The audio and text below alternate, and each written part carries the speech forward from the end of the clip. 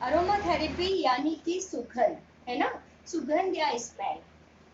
सुगंध और स्मेल तो सभी को अच्छी लगती है ना। जब हम किसी चीज को जैसे सूंघ लेते हैं तो ऐसा लगता है कि थोड़ा सा अपने माइंड में एक कूलिंग आ रही है या एक कूल इफेक्ट लग रहा है या फिर थोड़ा सा रिलैक्सेशन लग रहा है ना।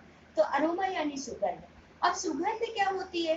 प्राकृतिक चीजों से निकाला हुआ अर्क, है ना। जैसे कि पेड़ों से या उनके सीड से या फूलों से या पत्तियों से, तो वो हमारा अरोमा कहलाता है ना। तो प्राकृतिक चीजों से निकाला हुआ ऑयल या एसेंस, उसको हम अरोमा कहते हैं। और वो अरोमा जो होता है वो दो तरह से होता है ना। एक तो हम अरोमा कह सकते हैं कैरियर ऑयल के रूप में, या फिर हम एसेंस ऑयल। ठीक है, दो तरह के अरोमा होते हैं। कैरियर ऑयल, अब कैरियर ऑयल क्या होता है? कैरियर ऑयल एक जैसे कि स्मेल फ्री होता है ना। स्मेल फ्री, अगर किसी को सुगंध पसंद नहीं है और हम इसका किसी का ट्रीटमेंट करना चाह रहे हैं तो कैरियर ऑयल द्वारा कर सकते हैं। कैरियर ऑयल आपने सुना होगा या नहीं सुना होगा, मैं उसके बारे में जानकारी दे रही हूँ।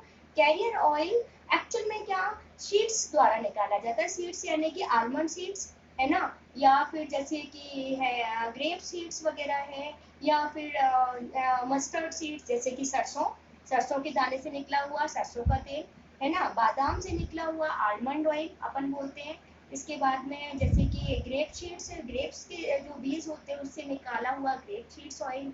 तो इस तरह से सोयाबीन के दाने से निकाला हुआ सोया ऑयल। तो ये जो हमारे, ये सारे स्मेल फ्री होता है ना। जैसे आपने देखा होगा कैस्टर ऑयल, अरंडी का बीज, अरंडी का जो सीड्स होता है ना, उससे सीड से निकला हुआ कैस्टर ऑयल, ऑलिव ऑयल, जो कि आपने देखा होगा इनमें कोई स्मेल नहीं होती।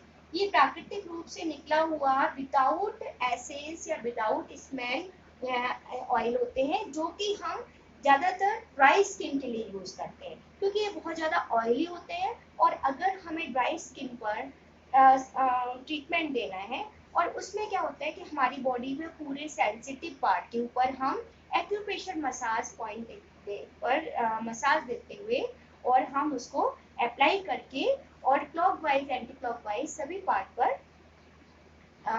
एक मसाज के द्वारा ट्रीटमेंट दे सकते हैं। तो ये जो हमारा अरोमा का एक पार्ट हुआ कैरियर ऑयल और एसेंशियल ऑयल। अब एसेंशियल ऑयल ज्यादातर फ्लावर्स के द्वारा निकाला हुआ एसेंस, जो कि एक खुशबूदार अरोमा अपन कह सकते हैं, या खुशबूदार एसेंस। अब उसमें क्या होता है कि जोजोबा ऑयल, है ना, जोजोबा एसेंस, लेवेंडर एसेंस, है ना। इसके अलावा है अपने जैसे कि जैस्मिन फ्लावर से निकला हुआ, रोज एसेंस है, सैंडलवुड है ना। सैंडल की लकड़ी, सैंडल यानी चंदन, चंदन की लकड़ी से निकला हुआ, ये सारे बहुत खुशबूदार है ना। तो ये सारे जो हमारे एसेंशियल ऑयल, एसेंशियल ऑयल यानी खुशबूदार अरोमा, और कैरियर ऑयल यानी कि विदाउट स्मेल, जिसके अंदर सीड्स के द्वारा निकाला जाता है। तो ये चीजें जो हो गई हमारी अरोमा थेरेपी के अंदर, दोनों चीजों का प्रयोग हम कर सकते हैं। ड्राई स्किन के लिए कैरियर ऑयल यानी सीड से निकला हुआ ऑयल, और ऑयली स्किन के लिए हम फ्लावर से निकला हुआ जो एसेंशियल ऑयल होता है उसके द्वारा हम ट्रीटमेंट कर सकते हैं। अब सवाल ये आ रहा है कि मतलब कोई अगर डाउट हो तो आप लोग कभी सवाल भी पूछ सकते हो बीच में, अगर कोई चीज समझ में नहीं आ रही है ना। कि अब हम अरोमा थेरेपी कैसे करते हैं, है ना। कैसे करते हैं अरोमा थेरेपी?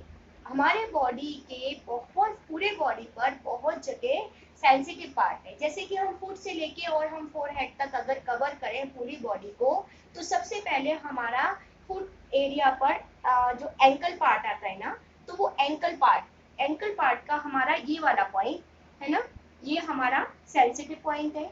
अगर लेग पार्ट पर हम देखें तो लेग पार्ट का ये लोअर एरिया का पिंडली वाला जो पार्ट होता है ना, ये वाला, यहाँ पर हमारा सेंसिटिव पॉइंट होते हैं। अगर हम इसके बाद में और ऊपर चलें तो इसके बाद में हमारा ये नाभि वाला पार्ट भी एक सेंसिटिव होता है, कि यहाँ से अगर कहीं पेन है या कहीं हम थोड़ा सा स्ट्रेस में है तो वहाँ पर हम मसाज दे सकते हैं। उसके ऊपर अगर हम चलें तो हमारे हैंड्स में ये फिंगर के ये सेंटर वाले सभी जो हमारे पॉइंट है, ये यहाँ पर सारे ये सेंसिटिव पार्ट है हमारी बॉडी के। तो यहाँ पर जो मसल्स हैं उनको एक्टिव करने के लिए हम ऑयल या एसेंस द्वारा एक ड्रॉप लेंगे और यहाँ पर अप्लाई करेंगे, और उसके बाद में धीरे धीरे मसाज करेंगे तो वो स्किन के अंदर एब्जॉर्ब हो जाएगा, और इस तरह से अपने को रिलैक्सेशन मिलेगा। फिंगर के अपर वाले बाद में आए तो हमारा ये वाला पार्ट बहुत ज़्यादा सेंसिटिव है ना। और इसके लिए अगर हमारा फोरहेड वगैरह में कहीं बहुत ज़्यादा दर्द हो रहा है या फिर हेडेक हो रहा है या थोड़ा सा टेंशन हो रही है, स्ट्रेस हो रहा है, तो ये वाले पार्ट को हम इस तरह से प्रेशराइज करेंगे तो धीरे धीरे धीरे धीरे वो वहाँ तक अपना काम करेगा। देन इसके बाद में हमारा रिस्ट का ये दोनों साइड का जो पार्ट होता है ये भी हमारा बहुत ज़्यादा एक सेंसिटिव पार्ट है। यहाँ पर भी हम 1 से 2 ड्रॉप एसेंशियल या कैरियर ऑयल की लगाकर और हम क्लॉकवाइज एंटी क्लॉकवाइज मसाज देकर स्किन में एब्जॉर्ब करके और बॉडी को रिलैक्सेशन दे सकते हैं। देन इसके बाद में आता है हमारा ये वाला पार्ट। ये वाला पार्ट हमारा बहुत सेंसिटिव है, इसलिए अपन कहते हैं कि कहीं भी अगर आप ब्लीच वगैरह करते हो तो अपने इस तरह के इस पार्ट पर आप चेक करो। अगर रिएक्शन होगा तो ये सेंसिटिव पार्ट है, यहाँ पर बहुत जल्दी आपको रिएक्शन दिख जाएगा कि ज़्यादा अगर ब्लीच पाउडर वगैरह डाल दिया तो वो एलर्जिक है या नहीं है या नॉर्मल है। तो ये चेक करने के लिए किसी भी चीज़ को अगर कोई आपने पैक भी लगाया है या पैक आपने तैयार किया है या कोई क्रीम तैयार की है तो उसको चेक करने के लिए कि डायरेक्टली बजाय हम फेस पर ना लगा के पहले हम ये चेक कर लें कि कहीं वो कोई एलर्जिक तो नहीं है, तो आप इस वाले पार्ट पर या इस वाले पार्ट पर या इस वाले पार्ट पर थोड़ा सा अप्लाई करके देख लें, क्योंकि यहाँ बहुत जल्दी रिएक्शन देता है ना। अगर कोई भी हमने चीज़ ऐसी रेडी करी है या हम बाजार के लेकर आए हैं तो उसको चेक करने के लिए कि डायरेक्टली बजाय हम फेस पे कि हम यहाँ पर चेक करें। देन इसके बाद में हमारा आता है ये वाला पॉइंट है ना, ये जो मैंने फेशियल के टाइम पे बताया था, ये कौन सा पॉइंट बताया था, रिलैक्सेशन पॉइंट है ना। रिलैक्सेशन पॉइंट क्लॉकवाइज और एंटी क्लॉकवाइज ये कर सकते हैं। देन उसके बाद में हमारा ये टेंशन पॉइंट है ना, और आईब्रो और देन फोरहेड पर भी आप इस तरह से मसाज दे सकते हैं ना।